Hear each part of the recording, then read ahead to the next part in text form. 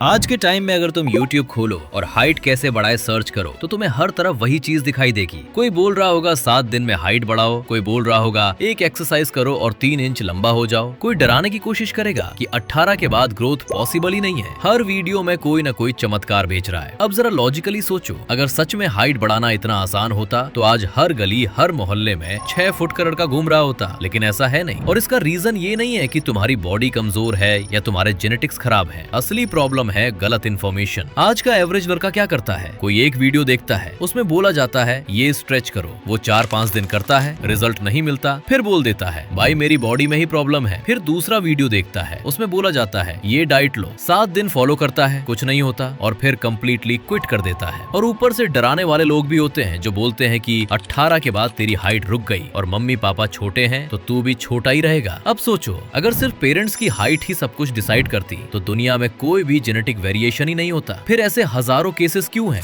जहां parents average हैं और उनका बेटा 6'2", 6'3", यहाँ तक कि 6'6" तक पहुंच जाता है। तो असली सवाल ये नहीं है कि हाइट बढ़ सकती है या नहीं, असली सवाल ये है कि सही तरीके से हाइट कैसे बढ़ाई जाए। और यही प्रॉब्लम यूट्यूब पर कोई सॉल्व नहीं करता। या तो लोग फेक होप देते हैं या फिर हाफ नॉलेज। इस वीडियो में मैं न तुम्हें मोटिवेट करने वाला हूँ और ना ही 7 दिन का सपना बेचने वाला हूँ। मैं तुम्हें स्टेप बाय स्टेप वो साइंटिफिक रोड मैप देने वाला हूँ जिससे एक एवरेज लड़का अपनी बॉडी की मैक्सिमम पॉसिबल हाइट तक जेन्युइनली पहुंच सकता है। कोई मैजिक नहीं, कोई शॉर्टकट नहीं, सिर्फ साइंस, डिसिप्लिन और सही डायरेक्शन। और अगर तुम सच में जानना चाहते हो कि तुम्हारी हाइट कहां तक जा सकती है और उसे रीच करने के लिए डेली बेसिस पर क्या करना पड़ेगा, तो इस वीडियो को एंड तक जरूर देखना और अभी अपनी रियल हाइट कमेंट में लिख देना। अब सबसे पहले एक ऐसी बात क्लियर कर लेते हैं जो ऑलमोस्ट हर लड़के के दिमाग में बैठा दी गई है कि मेरे मम्मी पापा छोटे हैं तो मैं कितना भी ट्राई कर लूं लंबा नहीं हो सकता। अगर ये बात 100% सच होती तो आज दुनिया में कोई भी अपने पेरेंट्स से ज्यादा लंबा होता ही नहीं। लेकिन रियलिटी ये है कि तुम अपने आसपास देखोगे तो तुम्हें कई ऐसे लोग मिलेंगे जिनके पेरेंट्स एवरेज हैं लेकिन बच्चे उनसे 4 से 6 इंच तक लंबे हैं। तो सवाल ये नहीं है कि जेनेटिक्स काम करते हैं या नहीं, सवाल ये है कि जेनेटिक्स कितना काम करते हैं। साइंस साफ बोलती है कि हमारी हाइट पर लगभग 70% इफेक्ट जेनेटिक्स का होता है और बाकी 30% हमारी लाइफस्टाइल डिसाइड करती है। इसका मतलब ये है कि जेनेटिक्स एक रेंज तय करते हैं, फाइनल रिजल्ट नहीं। जेनेटिक्स तुम्हें एक मैदान देते हैं और उस मैदान के अंदर तुम कितना आगे जाओगे ये तुम्हारी लाइफस्टाइल तय करती है। अगर तुम सही खाओ, सही सो और सही तरीके से फिजिकल एक्टिविटी करो तो तुम उसी जेनेटिक रेंज के टॉप लेवल तक पहुंच सकते हो और कई बार 2 से 4 इंच एक्स्ट्रा भी निकाल सकते हो। अब यहाँ एक बहुत जरूरी चीज आती है और वो है तुम्हारी पोटेंशियल हाइट। जब तक तुम्हें ये नहीं पता कि टारगेट क्या है तब तक तुम ब्लाइंड मेहनत कर रहे हो। इसका फॉर्मूला बहुत सिंपल है, अब इसे एग्जांपल से समझो ताकि कोई कंफ्यूजन ना रहे। सबसे पहले एक बेसिक बात याद रखो, 1 फुट बराबर 12 इंच होता है। मान लो तुम्हारे पापा की हाइट है 5 फुट 8 इंच और मम्मी की हाइट है 5 फुट 3 इंच। अब पहले दोनों को इंच में बदलते हैं। पापा की हाइट 5 फुट 8 इंच है तो 5 फुट बराबर 5 गुणा 12 बराबर 60 इंच और ऊपर से 8 इंच मतलब 60 प्लस 8 बराबर 68 इंच। अब मम्मी की हाइट 5 फुट 3 इंच है तो 5 फुट बराबर 5 गुणा 12 बराबर 60 इंच और ऊपर से 3 इंच मतलब 60 प्लस 3 बराबर 63 इंच। अब दोनों को जोड़ो, 68 प्लस 63 बराबर 131 इंच। अब इसमें 5 इंच ऐड करो, 131 प्लस 5 बराबर 136 इंच। अब पूरे को 2 से डिवाइड कर दो, 136 भाग 2 बराबर 68 इंच। अब 68 इंच को फुट में बदलो क्योंकि 1 फुट बराबर 12 इंच तो 60 इंच मतलब 5 फुट और बाकी बचे 8 इंच। मतलब इस एग्जाम्पल में इस लड़के की genetic potential height exactly 5 foot 8 inch है। अब तुम अपनी जेनेटिक पोटेंशियल हाइट निकालने के लिए अपने पापा की हाइट उसमें मम्मी की हाइट ऐड करो, उसमें 5 इंच जोड़ो और पूरे टोटल को 2 से डिवाइड कर दो। जो नंबर आएगा वही तुम्हारी जेनेटिक पोटेंशियल हाइट है। अब ध्यान से सुनो, ये हाइट कोई गारंटी नहीं है, ये सिर्फ पॉसिबिलिटी है। इस हाइट तक पहुंचना या नहीं पहुंचना पूरी तरह इस बात पर डिपेंड करता है कि तुम अपनी बॉडी के साथ कैसा बिहेवियर कर रहे हो। बहुत लोग इस फॉर्मूला को कैलकुलेट करके यहीं रुक जाते हैं और बोलते हैं बस भाई इससे ज्यादा तो पॉसिबल ही नहीं। लेकिन ये सिर्फ जेनेटिक्स वाली हाइट है। मैं अपना एग्जांपल दूं तो मेरी जेनेटिक पोटेंशियल हाइट जो फॉर्मूला से निकली वो एवरेज ही आई थी। मतलब मेरे पेरेंट्स की हाइट देखकर कोई ये नहीं बोलेगा कि ये लड़का बहुत लंबा होगा। लेकिन जब मैंने डाइट ठीक की, प्रोटीन बढ़ाया, नींद सुधारी और रोज फिजिकल एक्टिविटी डाली तो मेरी बॉडी ने उसी जेनेटिक रेंज के अपर लेवल पर परफॉर्म करना शुरू किया। इसका मतलब ये नहीं कि हर कोई सेम रिजल्ट पाएगा, लेकिन इसका मतलब ये जरूर है कि लाइफस्टाइल से तुम अपनी मैक्सिमम पॉसिबल हाइट के करीब पहुंच सकते सकते हो। और यही रीजन है कि कुछ लोग एवरेज बैकग्राउंड से आकर भी स्टैंड आउट कर जाते हैं। अब सवाल ये है कि अगर जेनेटिक्स सिर्फ 70% डिसाइड करते हैं तो बाकी 30% को हम अपने फेवर में कैसे लाएं? इसके लिए हमें समझना पड़ेगा हाइट का असली इंजन, और वो है हार्मोन्स। हाइट कोई स्ट्रेचिंग से डायरेक्ट नहीं बढ़ती, हाइट बढ़ती है बॉडी के अंदर चल रही केमिकल प्रोसेसेस से, और उन प्रोसेसेस को कंट्रोल करते हैं हार्मोन्स। सबसे पावरफुल हार्मोन है ह्यूमन ग्रोथ हार्मोन, जिसे HGH कहते हैं। ये हार्मोन आपके ब्रेन के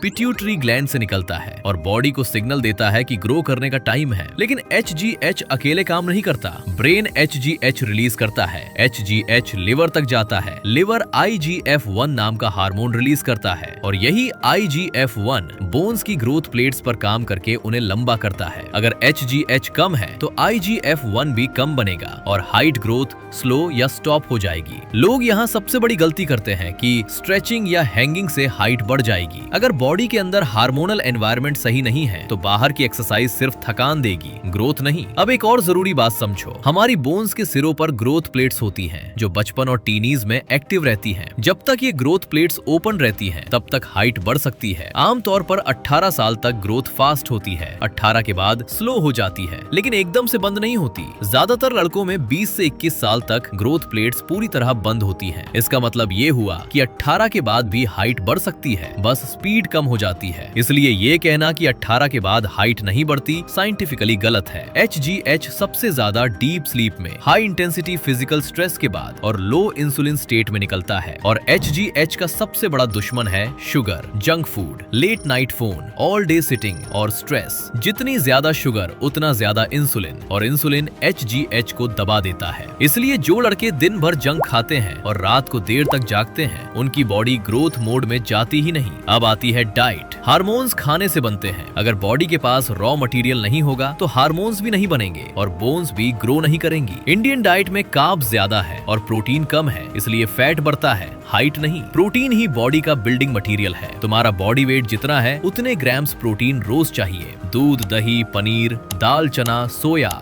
अंडे, चिकन और फिश, ये सब प्रोटीन देते हैं। अब दो मिनरल्स बहुत जरूरी हैं, मैग्नीशियम और जिंक। मैग्नीशियम डीप स्लीप को इंप्रूव करता है और मसल्स को रिलैक्स करता है, जिससे HGH रिलीज अच्छे से होता है। इसके अच्छे सोर्सेज हैं पंपकिन सीड्स, बादाम, काजू, पालक, हरी पत्तेदार सब्जियां, केला, दलिया, राजमा, मसूर और चना। जिंक नॉर्मल ग्रोथ और हार्मोन प्रोडक्शन में मदद करता है। इसके अच्छे सोर्सेज हैं मूंगफली, पंपकिन सीड्स, दालें, राजमा, मसूर, अंडा और नट्स। और शुगर सबसे बड़ा एनिमी है। फिर आता है फिजिकल स्ट्रेस। बॉडी तब ग्रो करती है जब उसे लगे कि मुझे मजबूत बनना पड़ेगा। स्प्रिंट रनिंग, स्पोर्ट्स जैसे बास्केटबॉल और फुटबॉल, हैंगिंग और स्मार्ट वेट ट्रेनिंग बोन्स पर मैकेनिकल लोड डालते हैं और HGH एक्टिवेट करते हैं। एक्सरसाइज से हाइट नहीं रुकती, एक्सरसाइज ना करने से रुकती है। लेकिन एक बात ध्यान रखना, टीनेज में बहुत हैवी वेट लिफ्टिंग जैसे हैवी डेडलिफ्ट या स्पाइन पर ज्यादा लोड डालने वाली एक्सरसाइज अवॉइड करनी चाहिए, क्योंकि अगर स्पाइन पर इंजरी हो गई तो ग्रोथ पर उल्टा असर पड़ सकता है। इसलिए मीडियम वेट और बॉडी वेट एक्सरसाइज ज्यादा सेफ होती है। फिर आता है स्लीप। हाइट दिन में नहीं रात में बढ़ती है। डीप स्लीप के दौरान शरीर HGH human growth hormone release करता है। लेट नाइट मोबाइल यूज करने से मेलाटोनिन कम होता है और उसके साथ HGH भी गिर जाता है। इसलिए रात 10 से 10:30 के बीच सोना